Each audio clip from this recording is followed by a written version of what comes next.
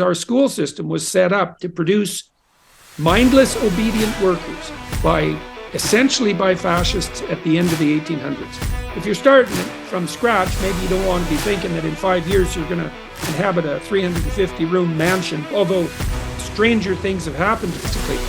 No goal, you have none of that. No vision, no goal. Students went to university with no vision. They have no idea what they were doing. The cause of poverty is absence of a plan. Here's the game.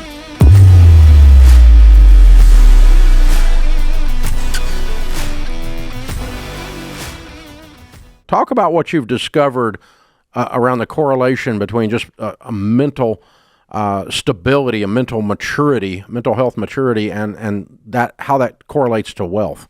Well, it's easy to presume that the reason people are poor is because they don't have enough money. But that's an oversimplification. Very few complex things are attributable to a single cause. I had lots of clients who were much better off when they had no money at all. Those were often people who had addiction problems, because as soon as they had any money at all, they're just in the bar and into the cocaine until they were face down in a ditch. And so there's all sorts of causes of poverty, and certainly one form of poverty and one cause of poverty is absence of a plan. I mean, you need to develop a vision for your life, and that makes delaying gratification, for example, and not engaging in impulsive momentary pleasure worthwhile, because you're building towards something that you actually want to attain. And we're very, very bad in our society, like appallingly and miraculously bad at helping people develop a vision. We don't do it with students in school, for example, not at all. And it's really, like I said, it's a miracle of stupidity. So it truly is. It's the number one thing we should be teaching people, and we don't do it at all. Who do you want to be and why? What do you want your life to look like in 5 years? What are you building towards? Why are you getting gratification, assuming you are? Why are you saving, for example, or working? Like, what's your vision? What makes it worthwhile? And how do you even come up with a notion like that? And the strange thing is when you have a vision that's very, very clear and high definition, burnout just kind of goes away. You get tired, like your schedule has been horrendous, but you're not burnt out. You're probably tired, but you're not burnt out. Yeah, well, I mean, look, all the positive emotion we feel, that except for the type that is just a consequence of basic satisfaction, the sort of satisfaction you might have after a big meal. All the enthusiasm and excitement and hope and curiosity, essential meaning in life, all of that is experienced in relationship to a goal. When you see yourself moving towards a goal, then you're inspired. You have hope, you have enthusiasm, you have energy. You can communicate effectively and enthusiastically. No goal, you have none of that. No vision, no goal. So you're not going to get tired and feel, what would you say, hard done by, if your sacrifices and the difficult things that you're endeavoring to do are clearly worthwhile by your own definition. And one of the things I do, I have an exercise online it's at selfauthoring.com called Future Authoring. And we built this to help people develop a vision. And one of the things we ask people to do is just to sit for 15 minutes, write for 15 minutes. Badly, here's the game. Imagine you were taking care of yourself like someone you cared for. So imagine someone you care for and pretend that's you. Maybe it's a son or a daughter or a friend. Now imagine 5 years down the road. You can have what you want and need. You can be who you are, but you have to figure out what it is. What is it? What do you want? What do you need? And don't worry about getting it right. Just get it down for 15 minutes. That's a good start. The whole exercise you can do in about 90 minutes, but we had students do that, say, before they went to university.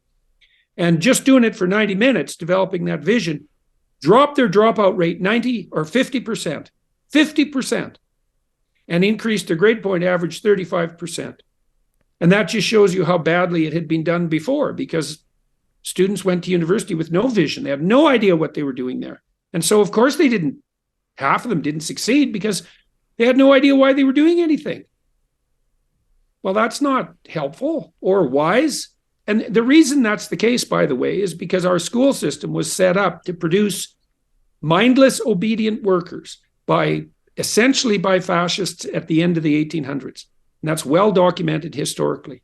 It was based on the Prussian military model, and they wanted to produce obedient soldiers.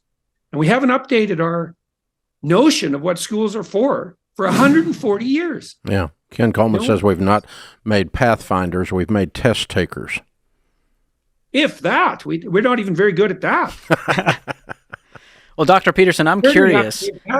We have so many similar principles. We want to help people avoid the pitfalls of education and debt, and we're both kind of truth tellers in a world gone mad, and that can be countercultural, controversial, offensive at times. What is the secret sauce to really connecting with those people and getting them to change a paradigm and actually getting out of debt or doing that hard thing? Well, I think a huge part of that is to get them to start conceptualizing themselves as people who could be pursuing a goal that they found compelling rather than people who are driven by circumstances. I think it's 35-40% of young Americans now feel they have no agency in their life. And you say, well, how do you have to entice people into, I suppose, the hypothesis of a vision. And you do that with, well, this meditative exercise, for example, that I described. Just imagine for a moment that you could have what you needed and wanted. And I mean, literally imagine that. Daydream like you did when you were a kid. Now, you want to bind that with a little bit of intelligent rationality.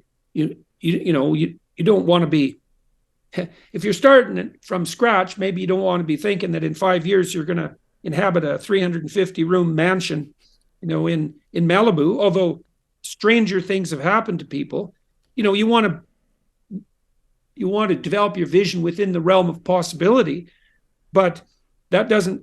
And you should be honest enough with yourself so it's actually something compelling to you. The other thing we ask people to do, and I'm talking about this because it's very practical, is you might say, well, I don't know what I want. It's like, okay, well, what other people have that seems to work for them? You probably want a relationship. What's your vision for that? You probably want to have something approximating a family of some sort.